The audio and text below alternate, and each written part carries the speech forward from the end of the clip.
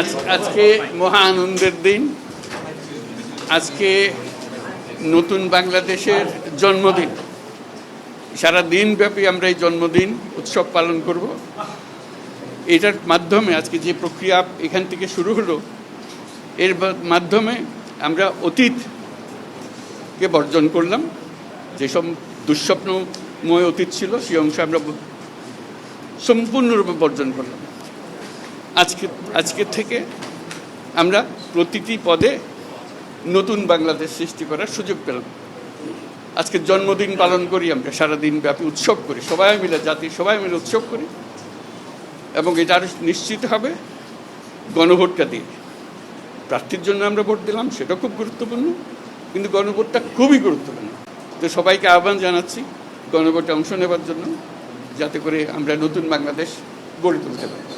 খুব ভালো লাগলো, এটা আমার জীবনে মহা আনন্দের দিন এবং বাংলাদেশের সবার মনে এটা মহা আনন্দের দিন, মুক্তির দিন, আমাদের দুঃস্বপ্নের অবসান, নতুন স্বপ্নের শুরু।